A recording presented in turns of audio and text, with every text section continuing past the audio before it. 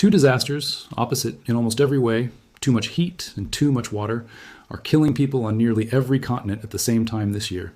And scientists studying the numbers are using a word they rarely reach for together: unprecedented.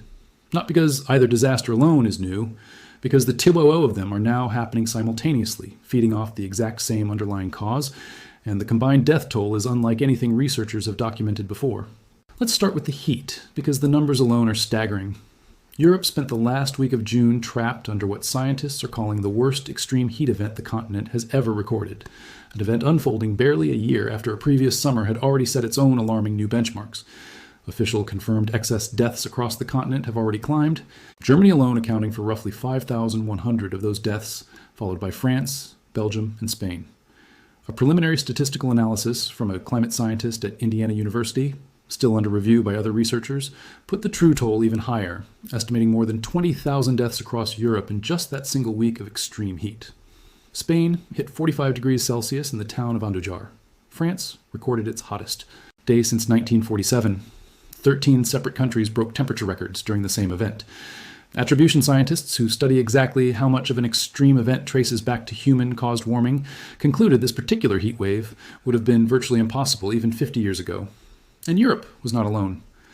Across the Atlantic, a heat dome smothered the eastern half of the United States around the same period, killing at least 25 people directly, with more than 140 million Americans placed under heat alerts at once. Bodies were later found in homes without air conditioning, outside their own residences, and inside parked cars. Researchers who studied that event concluded the specific combination of extreme heat and extreme humidity driving it would also have been virtually impossible without the warming humanity has already caused. Now here's where the story usually stops in most coverage. A brutal summer, a tragic death toll, a familiar warning about climate change.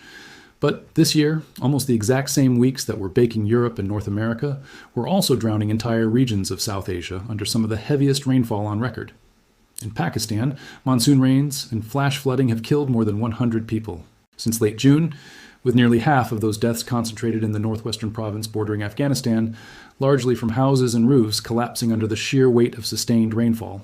That toll is still climbing, with forecasters warning of another heavy spell arriving before the monsoon season is even halfway finished, and officials openly acknowledging they cannot rule out a repeat of the catastrophic 2022 floods that killed close to 1,800 people and submerged roughly a third of the entire country. At the very same time, heavy rain across northeastern India, Pakistan, and Afghanistan combined killed at least 82 people in a single week in late July.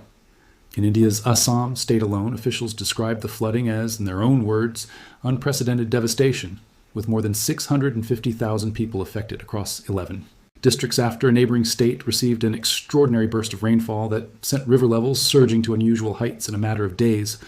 China's story this year has been just as strange, but inverted from what forecasters normal seasonal rainfall, and then significantly more on top of it. Meanwhile, the country's traditionally dry northern river basins, regions that almost never see serious flood risk, absorbed rainfall far above anything in their historical record, even as other regions simultaneously experienced drought conditions in the exact same season. China's own Ministry of Water Resources described this as a structural shift in the country's rainfall patterns, not simply an unusually wet year. To put Pakistan's current numbers into context, it helps to look back at how the last few years have unfolded there. In 2025, flooding across the country killed more than 1,000 people, displaced roughly 2 million, and wiped out millions of livestock, along with entire seasons of standing crops. In 2023, flooding killed around 159 people, and in 2022, the worst of the recent disasters, flooding submerged close to a third of the entire country and killed nearly 1,800 people, causing damage estimated at around $40 billion, one of the costliest natural disasters recorded anywhere on the planet that year. This year's toll, still climbing with the monsoon barely past its halfway point, is already tracking toward another entry on that same grim list. It is worth pausing on how directly officials in the region are now describing these events. When authorities in Assam called their flooding unprecedented devastation, that was not a journalist's dramatic framing. That was the language used in an official government disaster bulletin. When Pakistani officials say they cannot rule out a repeat of 2022, they are not speaking hypothetically.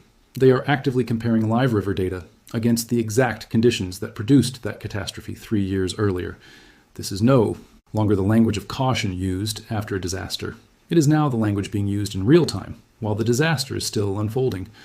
So why are both of these disasters, heat that kills through sheer temperature and floods that kill through sheer volume of water, spiking at the same time on nearly every populated continent in the same handful of months? The answer comes down to a piece of basic physics that most people never learned in school, but that every climate scientist can recite from memory. Warmer air holds more moisture. For every single degree Celsius the atmosphere warms, it can hold roughly 7% more water vapor than it could before. That single physical fact drives both disasters at once from two completely different directions. In regions where high pressure traps air and blocks rainfall entirely, that extra atmospheric energy converts directly into higher temperatures, because there is no rain to release it as evaporation instead. That is exactly the mechanism behind a heat dome, a stalled ridge of high pressure that compresses descending air and prevents cloud formation, baking the ground underneath it for days or weeks without relief. But in regions where storm systems do form and moisture does gather, that same extra 7% of atmospheric water vapor per degree has to go somewhere. And it comes down as heavier, more concentrated rainfall than storms would have produced in a cooler world.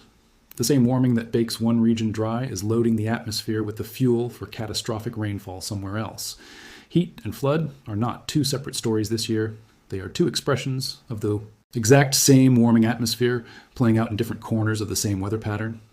There's a second driver layered on top of that basic physics, and it has scientists paying even closer attention. A rapidly strengthening El Niño event in the Pacific Ocean has been building throughout this same period, and El Niño years are historically associated with exactly this kind of simultaneous extreme, hotter conditions in some regions paired with dramatically wetter conditions in others, all amplified beyond their normal intensity. The United Nations Secretary General warned in a June speech that this El Niño was not simply arriving quietly, describing it as forceful, enough to threaten serious disruption well beyond the ocean itself. Ocean heat plays its own separate role in this too. Warmer ocean surfaces evaporate more moisture into the atmosphere above them, which means storm systems forming over unusually warm water start out carrying more fuel than they would in an average year. That extra moisture does not simply raise the ceiling on how much rain a single storm can produce, it also tends to slow storm systems down, because the same atmospheric patterns that trap heat under a stalled ridge can just as easily trap a rain-bearing system. And place over one river basin for days instead of letting it pass through in hours. A slow-moving storm dropping heavy rain for 3 days does dramatically more damage than the same total rainfall spread across a normal, faster-moving system. What makes researchers call this year unprecedented is not any single record broken in isolation. Individual heat records fall most summers now. Individual flood events happen most monsoon seasons. What is different is the density of these events happening together, compounding on top of each other across multiple continents, inside the same narrow window of weeks faster than emergency systems, health infrastructure, or even scientists themselves can fully process one disaster before the next when demands attention. Extreme heat has now quietly become the deadliest weather-related hazard in Europe, surpassing floods, storms, and every other climate disaster combined in terms of human cost. Part of the reason the true death toll is so difficult to pin down precisely is that heat rarely gets listed as the official cause of death. It shows up instead as cardiac arrest, a stroke, or respiratory failure on a death certificate, which means researchers increasingly rely on statistical excess mortality models, comparing how many more people died than would be expected in a normal year, rather than a simple body count from hospitals. Floods carry the opposite kind of undercount problem. Deaths from structural collapse, from being swept away, from disease outbreaks in the weeks that follow contaminated water supplies, often get attributed to those immediate causes, rather than tracked back to the flood event that triggered them in the first place. Both categories of death, heat, and flood are almost certainly larger than the official numbers currently being reported. And researchers studying both crises say that undercount problem is itself part of why the true scale of this year has been slow to register publicly.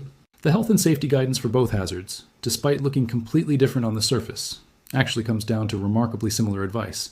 Prepare early, do not wait for an official warning to act, and check on the most vulnerable people around you first. For heat, that means elderly, neighbors, people without air conditioning, and anyone living alone. For flooding, that means anyone in a low-lying area, anyone near a river during a heavy rain forecast, and anyone in a home already weakened by previous water damage. In both cases, the deadliest outcomes tend to fall on the same groups: the elderly, young children, people with limited mobility, and communities, without the financial resources to evacuate, retrofit their homes, or simply run an air conditioner around the clock without worrying about the bill. If you want to understand exactly why this year's weather keeps breaking records in two completely opposite directions at once, make sure you like and subscribe, because this channel exists to explain exactly what is driving the headlines before the next disaster hits. Scientists are careful, as they always are, to note that no single summer proves a permanent new normal on its own. But the pattern connecting this year's disasters together is not speculation anymore. It is measurable physics, playing out in real time across real countries with a combined human cost that has climate researchers reaching for the same word again and again. Unprecedented, not because heat or flood alone is new to this planet, but because the same warming atmosphere is now generating both catastrophes simultaneously, in the same months, on the same overloaded planet, and there is no sign yet that this year will be remembered as the peak rather than simply the new baseline. Global studies of past heatwave seasons give some sense of scale for what a truly severe year can look like once every region is counted rather than just the headline countries. One global analysis of a recent extreme heat year estimated close to 180,000 excess deaths worldwide from heat alone, with more than half of those deaths directly attributable to human-caused warming rather than natural weather variation. When a toll of that size from heat gets added on top of a flood, season already tracking toward its own historic numbers across Pakistan, India, Afghanistan, and China, the combined figure researchers are now working toward is not just larger than any single disaster on the list, it is larger than most people would assume possible from two hazards usually reported as completely separate news stories.